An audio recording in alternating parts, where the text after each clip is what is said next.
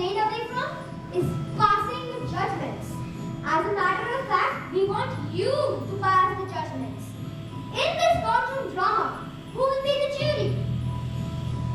Yes, it's you. You, the audience, are going to be the jury in this courtroom drama.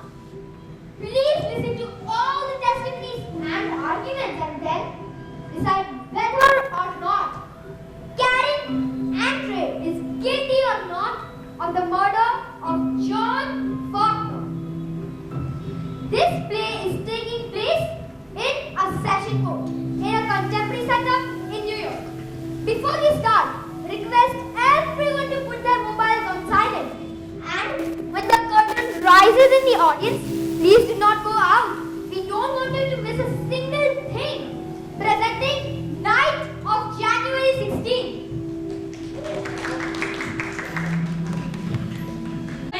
When the lights of Broadway blazed in electric dawn over the gay crowd below, the body of a man came hurtling through space and crash. That body had experienced great financier with John Faulkner.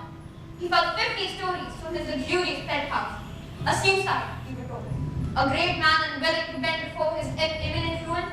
A man who found a fall from the skyscraper shorter and easier than a descent from his tottering throne of the world's financial dictator. A few months ago, behind every big transaction reported in the world, stood that well-known figure. Young, tall, with an arrogant smile, with kingdoms and nations in the palm of one hand and a whip in the other. If gold is world's lifeblood, then with John Faulkner holding all its dark, hidden arteries, regulating its ebb and flow, its every pulsation was the heart of the world. Well, ladies and gentlemen, the world has just had a heart attack. And like all heart attacks, it was rather sudden. No one suspected the gigantic sprint that laid the foundation of the Faulkner enterprises. A few days after his death, the earth shook from the crash of his business. Thousands of small investors were stricken with the paralysis which follows an attack when that monstrous heart stopped beating. Faulkner had had a hard struggle to face in the world, but he had a much harder struggle to face in his heart, which this child will have to overcome. Two women ruled his life and death.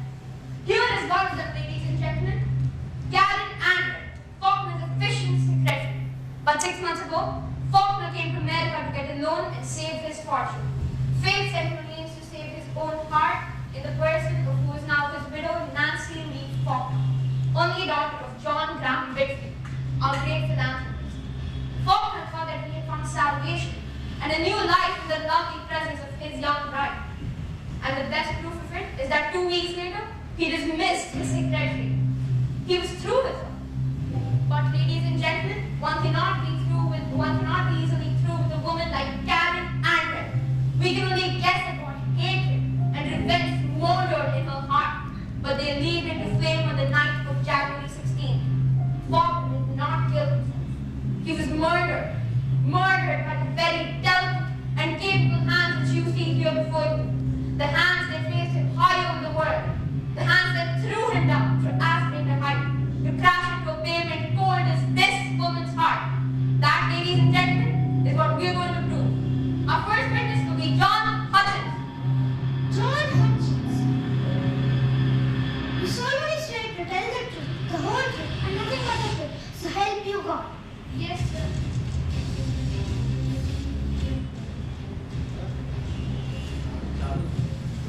Yes, sir, I do. Your name? I didn't do anything. Calm down. What's your name? John Joseph Hutchins, Your occupation? the night watchman at the Faulkner's building. Did Mr. Faulkner have any business offices in that building? Yes, sir. Who owned the penthouse in the roof of the building? Mr. Faulkner, after his marriage, Miss Andre used to live there alone. Have you ever seen Mr. Faulkner calling on to Miss Andre after his marriage? Only once, sir. And that was? On the night of January 16th. Tell us about it, Mr. Hutchins. It was about 10:30 and How did you know the time? I come on duty at 10, sir, and it is no more than a half hour later. The entrance doorbell rang. I rushed down to the lobby and opened the door. It was Miss Andre and Mr. Faulkner with her. I was surprised because Miss Andre has her own key and usually opens the door herself. Was she alone with Mr. Faulkner? No, sir. There were two other gentlemen with them. Who were they? I don't know, sir. Have you ever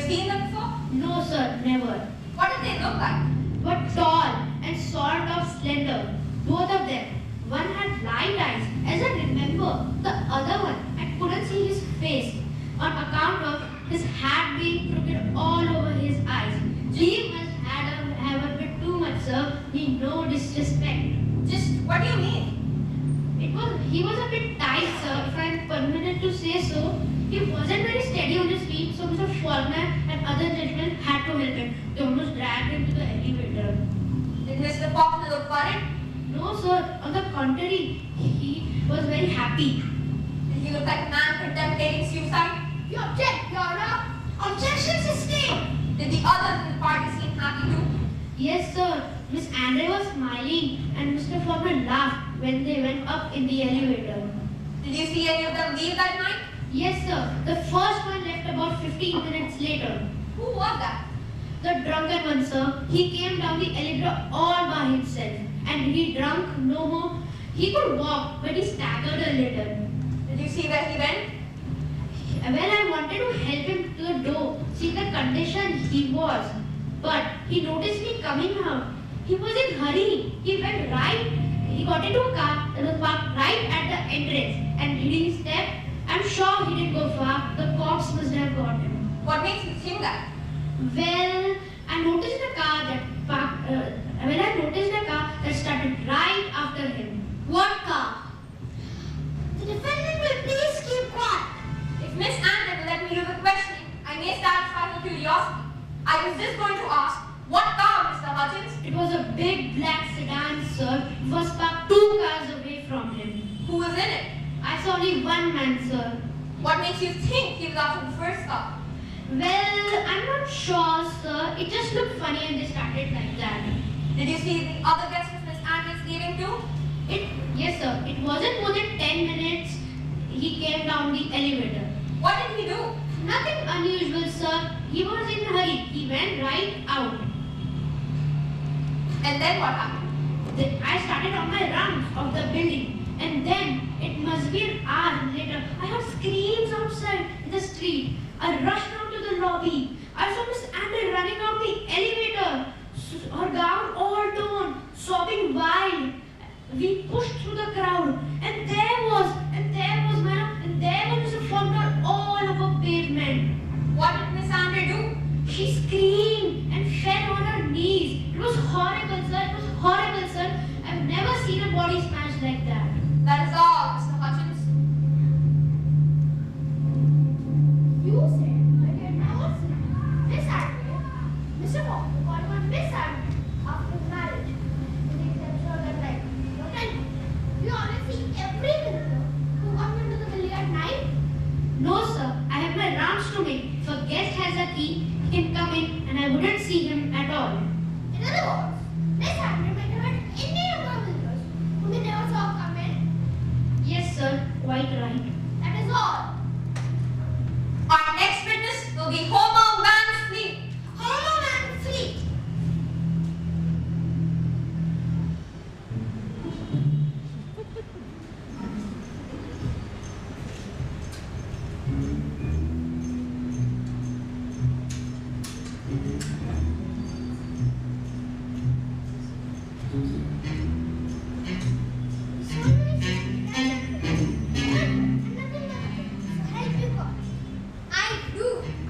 What's your name?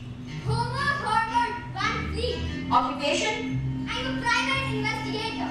What was your last assignment? Shadowing Mr. John Faulkner By whom were you hired to do it? by Mrs. John Faulkner. Were you shadowing Mr. Faulkner on the night of January 16th? Yes, I was. Kindly tell us about it, Mr. Van Fleet. I started at 6:13 p.m. How do you know the time? It's part of my duties, my lord. I had to record it and report it to Mrs. Faulkner. I see. 6:13 p.m. Mr. Faulkner leaves home on Long Island. Wears formal dress suit, drives car himself alone. Where- Special notation. Unusual speed all the way to New York. Where did Mr. Faulkner go? He drives up to the Faulkner building and goes in. It is now 7:57 p.m. All offices closed.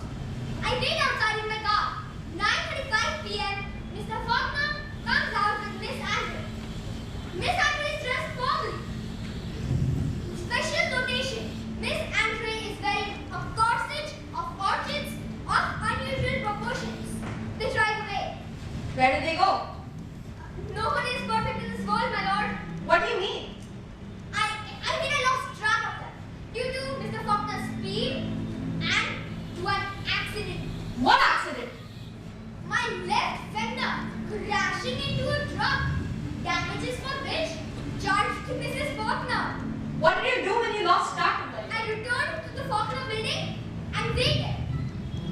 Did you see the other stranger leave?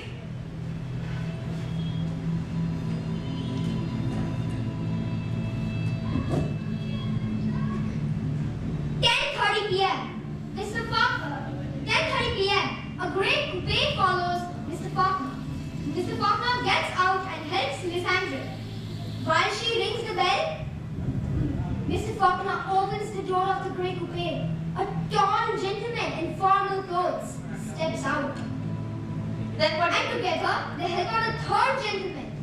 The later, wearing a dark grey sport coat, they all go inside the Faulkner building. Then what do you do? I went into Gary's Grill across the streets from the Faulkners. I must explain that I allow myself to take nourishment every 4 hours while on duty, and 4 hours had elapsed since I left Long Island. I sat in the window and watched the Faulkner entrance door. What do you observe? Nothing for 15 minutes. Then the stranger, when the dark grey sport coat comes out and goes into a car, the grey coupe. Obviously in a hurry, he drives away, south. Have you ever seen Mr. Faulkner with these two men before? No, it's the first time I ever saw them. Then the other stranger left. About 10 minutes later, yes, 10 minutes later, the other stranger left and went into a car which stood at the top. I don't know how he got there, but there it is. And he seems to have the keys, for he gets in and drives away south. What did you do when they left? Mr. Faulkner is now up alone in the penthouse with Miss Andre. I'm curious.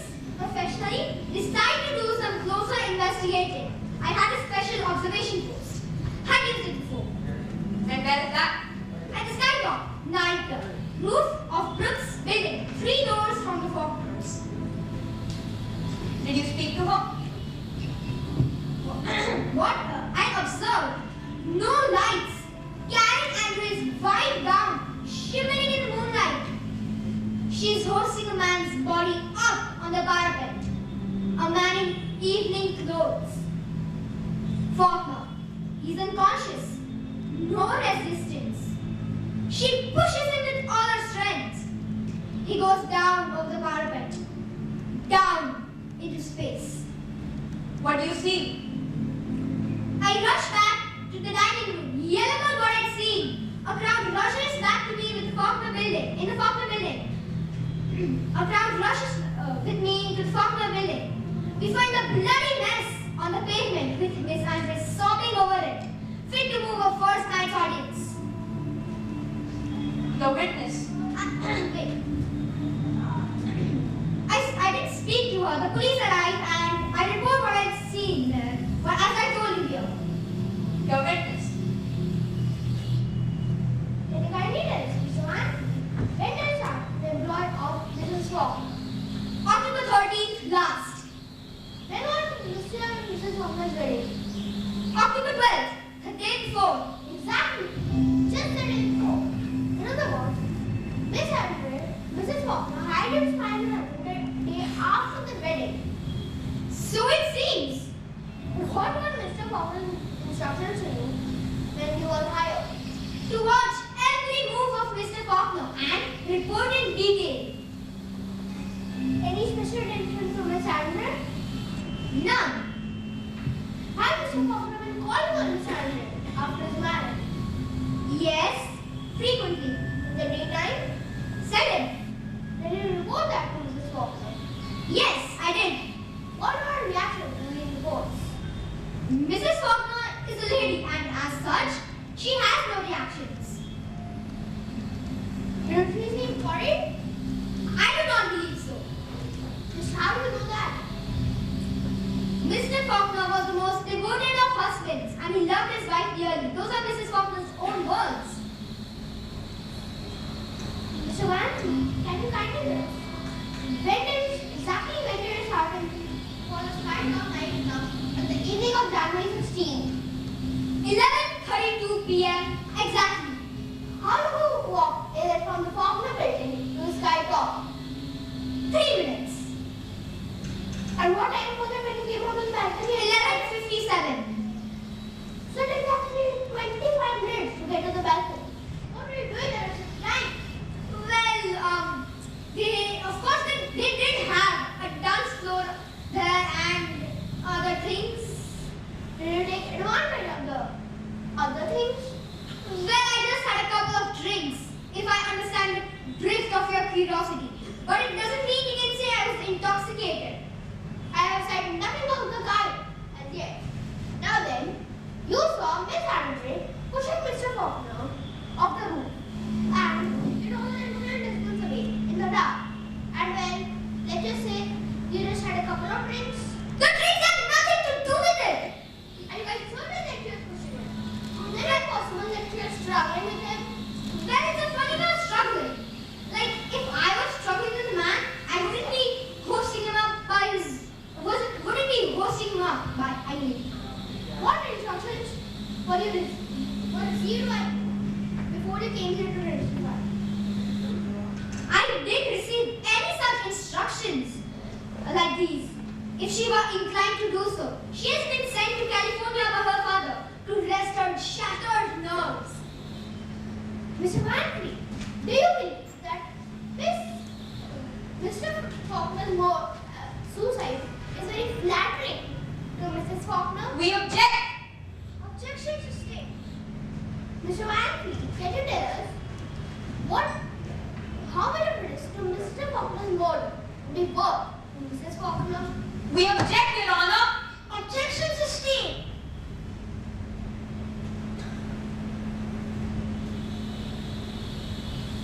I would like to remind Mr. Stevens that he may be sued for making such insinuations. I did not make any insinuation. I merely asked a question in a general way.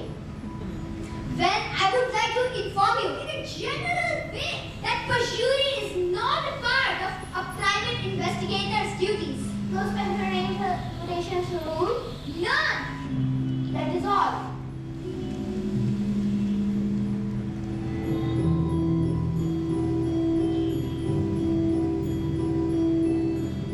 Certainly, Sergeant. What is the question?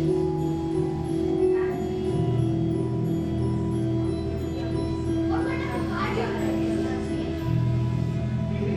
A brown quick coupe. Last year's model. Old but serviceable. Did you see any cars volunteering the grey coat when he drove away, Mr. Van Fleet? Well, the traffic was quite heavy at that time. I cannot recall that I did that. That is all. Inspector Sweeney. Inspector Sweeney.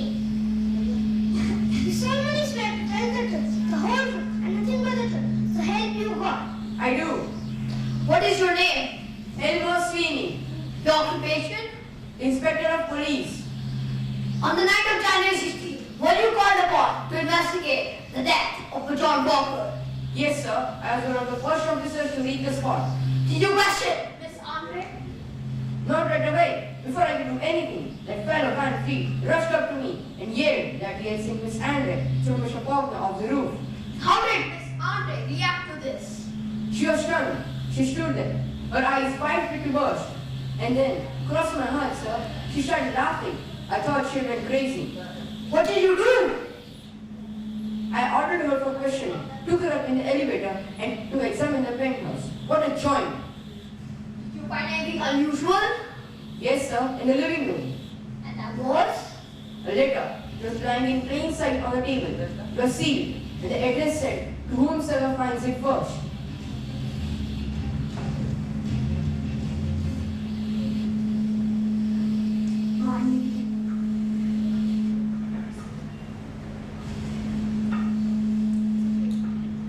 Was it this letter? Yes, sir. Will you kindly read it to the jury? If any future historian wants to record my last advice to humanity, I'll say that I found only two enjoyable things on earth, to whose every door was open to me, my whip over the world and Karen Andre. To those who can use it, their advice is worth what it has cost mankind. John Faulkner. Submitted as evidence. Accepted as Exhibit A. Did you question Miss about this letter? I did. She said, Mr. Faulkner wrote this letter and left it on the table and ordered her not to touch it. And then went out on the roof garden. She struggled with him when she saw what he was going to do, but she couldn't stop it. Did you question her about who had been with her that night? I did. She said there were two gentlemen. They were friends of Mr. Faulkner. She had never seen them before. Their names were Jerry White and Dick Saunders. Did you try to find these names among Mr. Faulkner's acquaintances? We did. We found that no one ever heard of them. And Miss Andre did, as she did at the inquest, that she had never seen these two men before. Yes, sir. Was she very empathetic about that? Yes, sir. Very. That's all, Inspector. Miss Andrews told you that they struggled with Mr. Faulkner to prevent his suicide. Now tell me, Inspector, did you see any evidence of a struggle in her clothes? Yes, sir. Her dress was torn.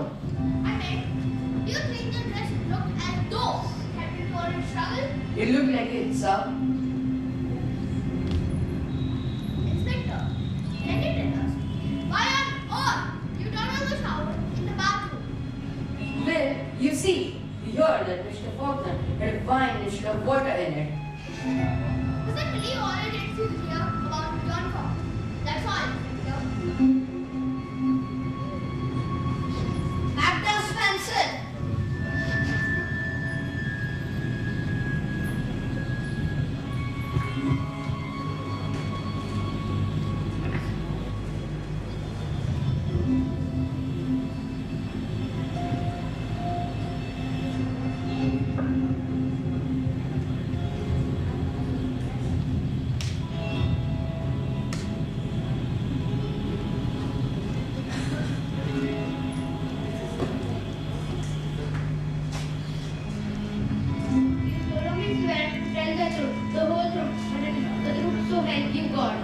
I swear.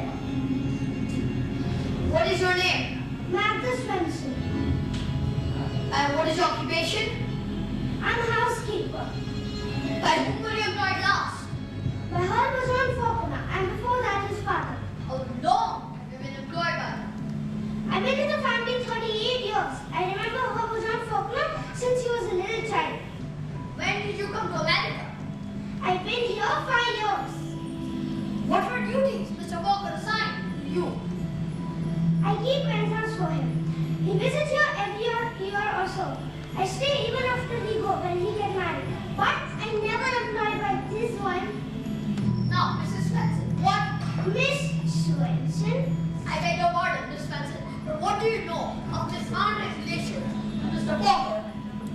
The said woman like me shouldn't know about such things. But Sid is shameless in his word. Tell us about it, Miss Svensson. From the very first day this woman appeared, she was hungry for money. Sometimes it of loans, dividends, and other times the door to his office was locked. And under the window shades that was pulled down, I've seen her always being extra sweet with the boss. We object, Your Honor. I think Miss Hunter should have objected many years ago. Such a language is outrageous. These are facts pertaining to the vital question of their relationship and Silence, gentlemen.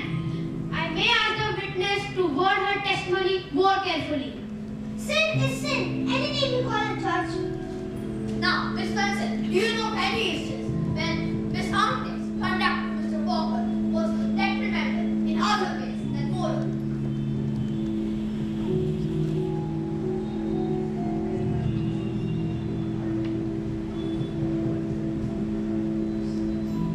Could you tell us a moment of Mr. Walker's extravagance? I do so. You try to count up all the money he wasted on that woman. Now, could you tell us a moment of Mr. Walker's extravagance? I tell you, he had a platinum gown made for her. Yes, I said platinum. Fine mash, fine and soft as silk. Your Honor, we object. This information is relevant and only tends to make it right the jury against Miss Andre. Let her speak, Stevens. Perhaps it may produce the jury in my favor. Mr. Stevens has my sympathy. This client is not an easy one to handle. Silence. Objection overruled. Now, Miss Benson, did you observe Mr. Walker's attitude towards his marriage? He was happy. He was happy like this man were found door. Now, do you know of anything that worried him in those days that would eventually lead him to committing suicide? No, nothing. Now, did you observe Miss Andre's attitude toward Mr. Walker's marriage? She come back early. I come back early and I went to the servant's door. I saw her come, but I didn't see her see than me. Who was with her? I don't know that man. I saw him first time at the night of John Faulkner's wedding. Could you please tell us about it? I went to the wedding. It was so beautiful. But my poor husband John Faulkner, so handsome, and the young bride all white and lovely as still. Did Miss Andre stay at home? Yes, And who was with her? I don't know that man. Did you ever see him again? Yes, at the night of January 16. Could you tell us about it? I come home. I see them come. I wait for half an hour and I see John Faulkner with her. So I am afraid to stay. But before I go, I see two gentlemen with them. Did you know any of them?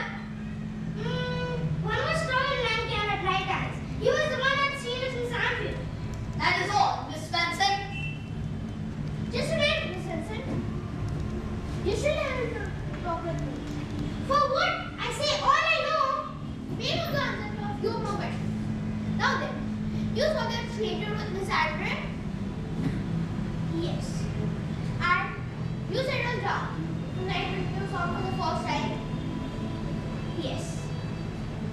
And on the night of January 16th, when you saw ingeniously spying, you saw her coming with Faulkner and you hurried to the car, not about to be what. Am I correct? You have a good memory. You just had a swift glance at the two gentlemen. Yes. Can you tell us what the young gentleman looked like? Let me tell you, mister, I'm under oath as you say. I'm religious woman and respect oath. And I tell it was the same man and I say it again. That is all.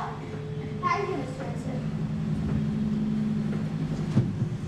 Nancy Lee, Mrs. Nancy Lee Walker.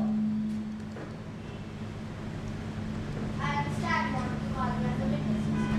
I did, but I thought you were in California. I escaped. You escaped? Well, you see, Father would not let me come back, but I wanted to do the duty towards the memory of my husband. I can only express my deepest appreciation. If you will kindly take a seat, if you will just come over here, we'll be ready for you just a while.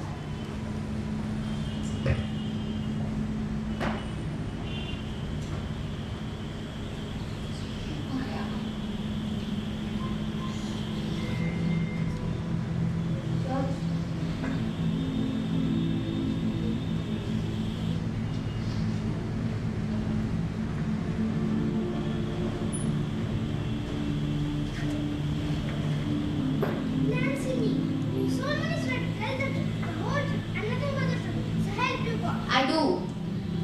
What is your name? Nancy Lee Faulkner. What was your relation with the late John Walker? I was his wife.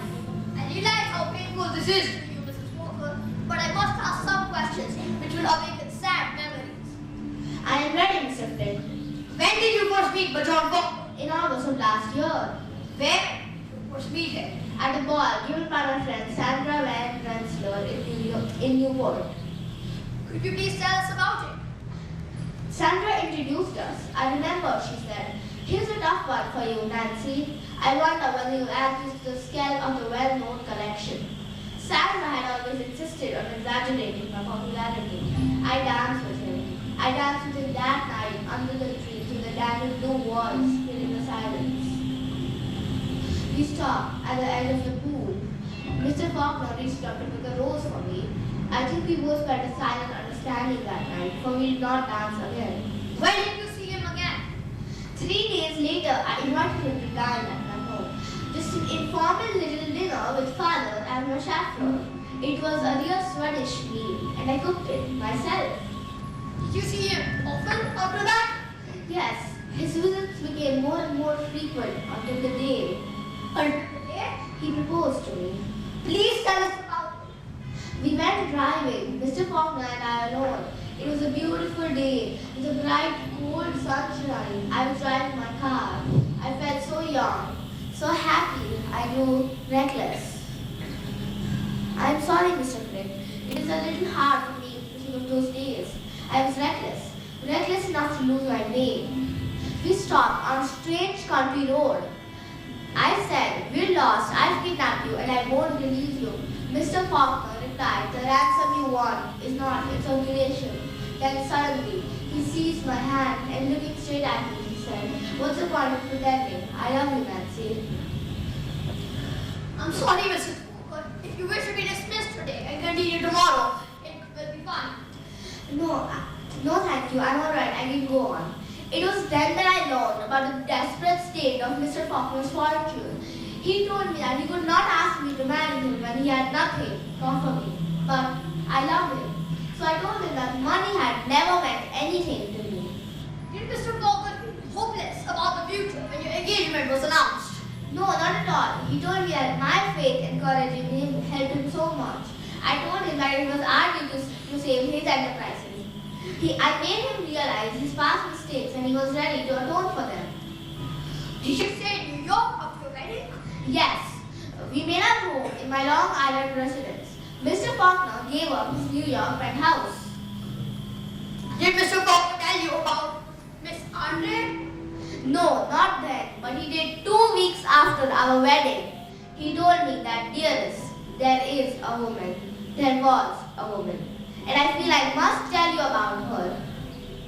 I told him that I knew it and he didn't have to speak a word if he didn't want to. What did Mr. Walker answer to that? He told me that Karen Andre is the cause and symbol of my darkest years and I am going to dismiss her. What did you answer to that? I told him that I understood him, but we should not be cruel. Perhaps we can find a position for Miss Andre.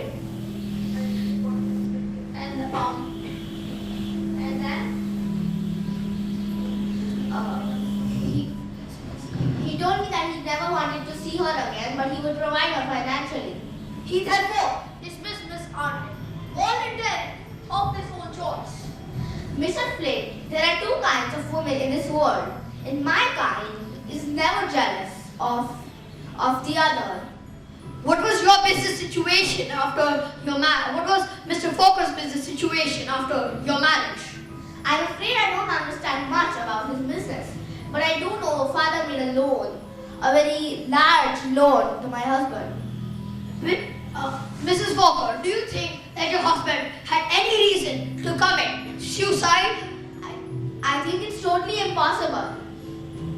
Did he ever speak of his plans for the future? Yes, we used to dream of the future, even on the evening before his death. We knew we would not be wealthy for a long time. We wanted a modest little home with a bright flower garden and a little kitchen.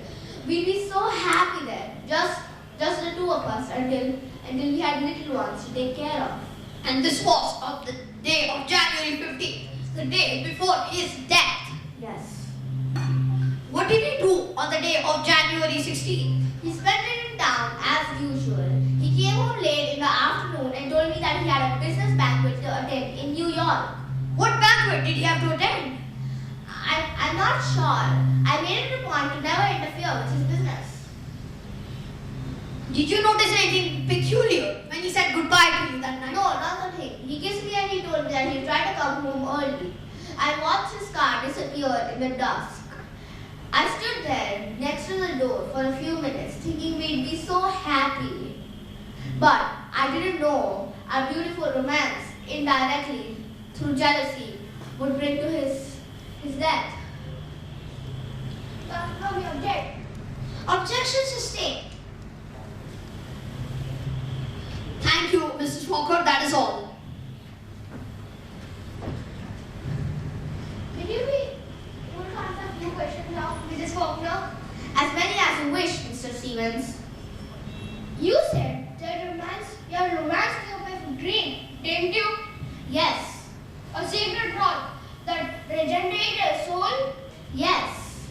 Then why did you hire a detective to find your husband? Well, you see, I did not hire a detective to spy on my husband. I hired a detective to protect Mr. Faulkner. Can you explain? Mr. Faulkner was threatened by a gangster. Guts again, I believe they called him. He didn't pay any attention to it. No one could intimidate him. But I was worried. So as soon as we got married, Mr. Faulkner, I hired Mr. Van Fleet to watch Mr. Faulkner. How much truth? What are the reasons? Protect Mr. Faulkner. Well, I thought a man who is being watched would not be under attack. So all Mr. Van Fleet had to do was to watch Mr. Faulkner? Yes. Mr. Faulkner alone? Yes. Not Mr. Faulkner and Miss Andre?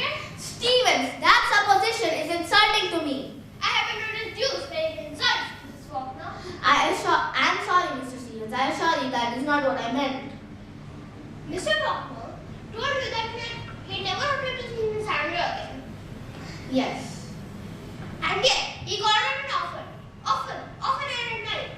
The redhead told you, didn't he? Yes, I knew it. Can you explain?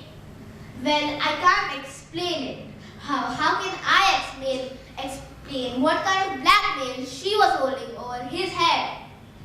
How can you explain the fact that Mr. Faulkner lied to you about the missing certificate on the night of January 16th and went straight to Miss Andre's house? I cannot explain it. If I could, I would be able to save you the bother of this trial, Mrs. Stevens. Mrs. Faulkner, I want you to answer one more question. Yes. I want you to state here, under oath, that John Faulkner loved you. John Faulkner was mine. That is all. No, that's not all. Ask him one more question, Stevens. What is it, Miss Andre? Ask her whether she loved him. I did, Miss Andre. Then how can you speak of him as you did? How can you sit here and lie about him when he can't come back to defend himself? I won't stand for it. Why should I be questioned by the murderer of my husband? That's all.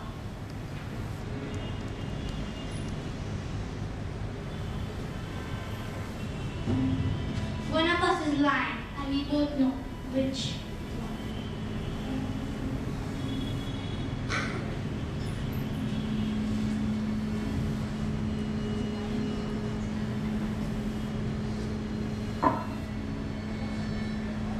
That is all.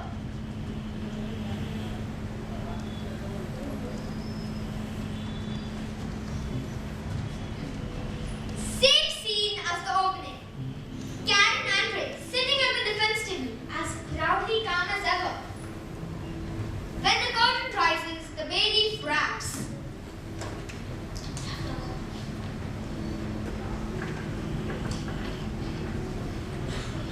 Your Honor, we still have a few more witnesses to present.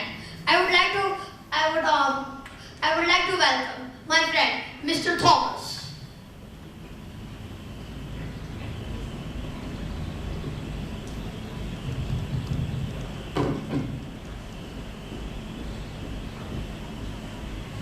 You so many sweat to tell the truth, the whole truth, and nothing but the truth. To help you God. I strongly swear to tell the truth, the whole truth and nothing but the truth. I am Thomas Copeland. I am a medical examiner of this country. In the course of my duty, I was called upon to do the investigation on the night of January 16th. I was called to examine the body of John Faulkner, but I have come here on my own as I believe in justice. As per my findings, I found the body mangled to an extreme degree, and I also feel that the body fell from a great height. But I was late. Owing to the cold weather, the blood coagulated immediately, which caused the difference of several hours impossible to detect. So, the cause of death can also be anything apart from fall. I know I've done my job really perfect, but now it's up to you and your lawyers to do the rest. By the way,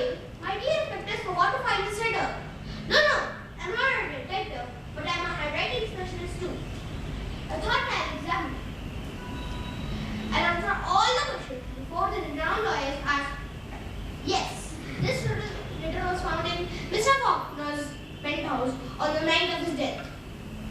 So yes, this letter was written by John Faulkner, but it is contemplated during the inquest that Miss Andrew was in the habit of signing Faulkner's name to unimportant documents. I've compared the two signatures and I can compliment Miss Andrew or not. The difference is very slight. With Miss Andrew's knowledge of Mr. Faulkner, it is possible that she could have forged this letter perfectly as to escape detection. To the world, he was starting a successful international tycoon with his loving secretary mistress. To his aristocratic young wife, he was godlike human, supported by a millionaire father-in-law. Then why did he commit suicide? Only you can decide, my lord. Thank you. Thank you so much, Mr. Thomas. Now, now we have one last witness to present, Mr. John Graham Whitfield. John Graham Whitfield. You solemnly swear to tell the truth, the whole truth, and nothing but the truth, so help you God. I do. What is your name? John Graham Whitfield. Your occupation? I'm the president of the Whitfield National Bank. What was your relation to the late John Faulkner? I was his father-in-law. Mr. Whitfield, it is clear that you are qualified enough to pass judgments on financial matters. So, could you please tell us about the state of Mr. Faulkner's business preceding his death? I should say it was desperate, but not hopeless. My bank made a loan of $25 million to John Faulkner in an effort to save his enterprises. Needless to say, that money is lost. What prompted you to make this loan? He was the husband of my only daughter, and her happiness was paramount. But my motives are not entirely personal. Realizing the countless tragedies of the traffic ring, I considered it my duty to prevent it as much as possible. So, would you have made this loan if you knew that this money would eventually crash? Certainly not. It was a difficult undertaking, but I'm sure my business acumen would have prevented it had Faulkner lived. So, as long as financial affairs were concerned, Mr. Faulkner had no reason to commit suicide. He had every reason for remaining alive. Now, could you tell us if Mr. Faulkner was happy in his family life, in his relations with your daughter? Mr. Flint, I've always considered family and home as the most important institution in my life. Hence, you believe me when I say how important my daughter's happiness was to me. And she had found perfect happiness with the John Faulkner. What was your opinion of Mr. Faulkner? It is only fair to admit he had many qualities that I did not approve. It is only fair to admit that he had many qualities that I did not approve of. But I believe in one's duty above all. But the John Faulkner believed in nothing but his own pleasure. So, as per your knowledge of him, would you consider it possible that he committed suicide? I consider it absolutely impossible. That's all, Mr. Whitfield. Mr. Whitfield, were you very fond of your son-in-law? Yes, And never disagreed with him, or never lost your temper in a quarrel? Mr. Stevens, I never lose my temper. If my memory serves right, there was some kind of trouble when you made that stupendous loan to Mr. Faulkner. Wasn't there something said with effect that you denied to make that loan? Purely a misunderstanding. But John Faulkner made a somewhat unethical attempt to hasten that loan, which I would say was quite unnecessary because I gladly granted it for the sake of my daughter. You said your fortune has been badly damaged by Mr. Faulkner's crash, Yes, and your financial situation is rather strained at present. yes. Mr. Whitfield, can you tell us why you left for California in such a hurry before the beginning of the trial? I think the answer is obvious. My daughter was struck by the trial. My daughter was struck, stricken by the sudden tragedy. I asked him to take her away to save her health, perhaps her life. You love your daughter profoundly. I can proudly say yes. You have always made it a point that every wish should be granted. Yes. When she or you desire anything, you don't stop at the price, do you? We don't have to. Then would you refuse to buy the man she wanted? Mr. Stevens. Objections? You wouldn't stop if it took your entire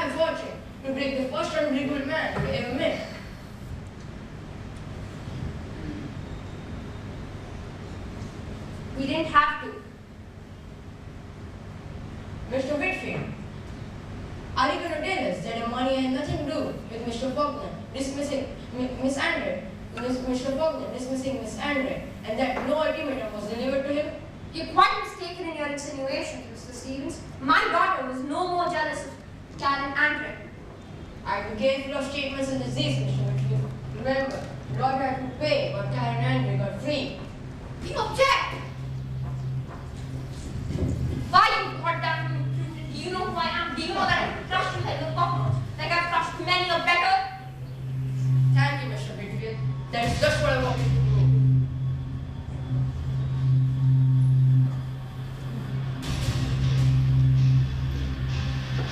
People rest. Move the case be dismissed for lack of evidence. Karen Andre. Karen Andre, so we swear to tell the truth, the whole truth, and nothing but the truth. So help you God. That's useless. I'm an atheist. The witness has to offer regardless. I affirm. What is your name? Karen Andre, What was your last position? secretary to John Faulkner. How long have you held that position? 10 years. Tell us about your first meeting with Mr. Faulkner. I met him. I answered an advertisement for a stenographer. It was a side street of Stockholm. It was his first office. It was my first job. How did Mr. Faulkner meet you? Well, he didn't say a word. He gazed at me. I didn't know whether to kneel or slap his face. I just told him what I had come for. Did he hire you then? He told me that he didn't like me and I was too young. But after some time, he threw a stenographer's pad at me and told me to get down and work. As he was in a hurry, I did so. And you worked all day? Yes, he dictated as fast, more faster than he could talk. He didn't give me a second to say a word. And you worked and lived and rose to success together ever since? Yes, when we made our first $1 million krona, he took me to Vienna. We sat in a restaurant where the orchestra played Saint Chisby. When we made our 10 million, he took me to Delhi. We stood on the shore of the Ganges. We stood on the steps of an old temple where human slaves used to be sacrificed. When we made our 25 million, he took me to New York. We hired a private jet, but John's hair was a banner over the city. When did Mr. Faulkner's business difficulty start? Over a year ago, What brought Mr. Faulkner to America this time? it was a short-term loan from the Whitfield National Bank. We asked Whitfield to delay it, but he refused until the daughter came into the question. They both met at a party. It made it very obvious that she was really interested in him. One day, he came to me and told me, Karen, we were holding one piece of collateral, but let me borrow it for some time. I asked him, what is it, John? He told me. I asked Nancy Lee. It was not easy for me to say yes, but after some time I said, it's okay, John. He asked me, will it change things? I said, no. It's a lie, a shameless lie. How can you? How did this happen? In other words, Mr. Faulkner sold himself as his last security. Yes. Your Honor, ladies and gentlemen of the jury, we are here to decide the fate of a woman. But much more than one woman is here on trial. Before you pronounce your verdict on Karen Andre, think of your verdict on John Faulkner. Do you believe he was the kind of a man who bow, renounce, and repent? If you do, she is guilty. But if you believe that in this sad, half-hearted world of ours, a man can still go on with life singing in his veins. A scoundrel, a swindler, a criminal, call him anything, but still a conqueror. If you value a strength that is its own motto, an audacity that is its own law, a spirit that is its own vindication, if you are able to admire a man who, no matter what mistakes he may have made in form, and never betrayed his essence and his self-esteem, if deep in your hearts you felt a longing for greatness and for a sense of life beyond the lives around you, if you have known a hunger which great humility can't satisfy, you'll understand with John Faulkner and the woman was his mistress. Who is here on trial? Can Andre? No, it's you. Ladies and gentlemen of the jury, who are here on trial? It is your own souls that we brought to light when a decision is rendered.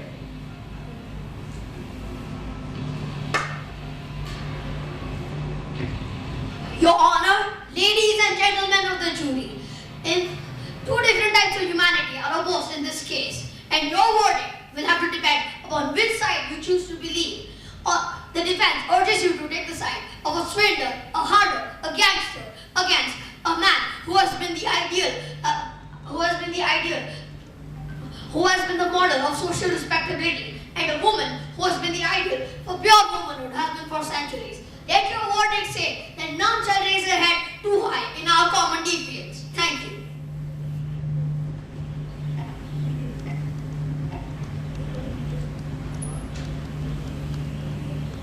The district attorney will now conclude the case.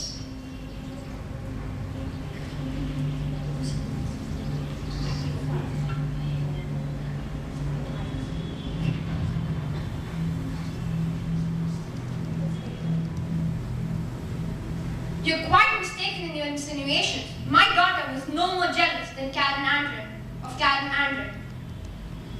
Well, it was a bit tight, sir, if I have permission to say so. He wasn't very steady on his feet, so Mr. Faulkner and other gentlemen had to help him. They almost dragged him to the elevator. With this address knowledge of Mr. Faulkner, it is possible that she could have forged this citizen perfectly as to escape detection. No lights. Karen Andre's white gown shimmering in the moonlight. She's hoisting a man's body up on the parapet. A man in evening clothes. Faulkner. He is unconscious. No resistance. She pushes him with all her strength. He goes down over the parapet into space. We wanted a modest little home with a bright flower garden and a little kitchen. We'd be so happy there, just the two of us, until we had little ones to take care of. But John never thought it was right or wrong. He always thought if someone can or cannot. And I think if someone wants to do it or someone doesn't.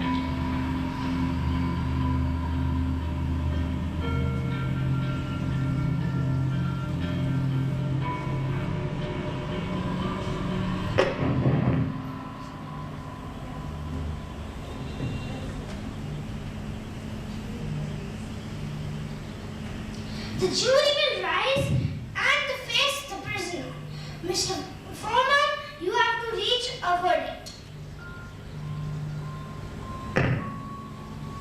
So can I request someone from the audience to, come to the verdict?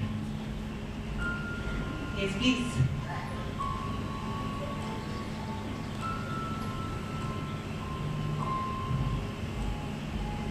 Guilty. Oh. If ending of play is guilty. So finally, Karen Andre is guilty. Do you have any justification for that?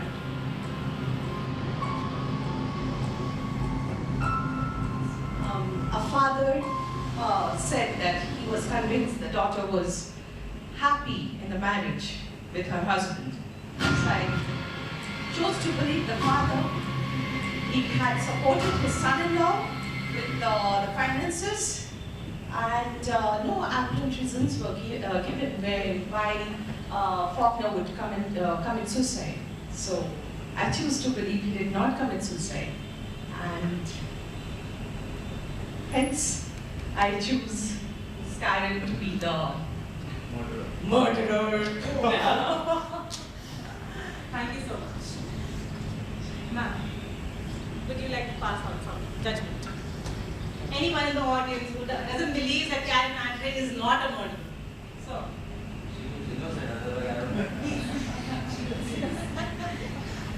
The victim looks very innocent. I guess, I don't know, maybe you are playing the character well. So finally, I do you agree. believe she is guilty or no? I am not able to come to a conclusion.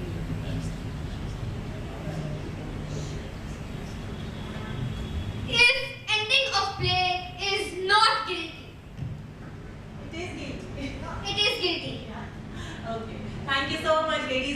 gentlemen.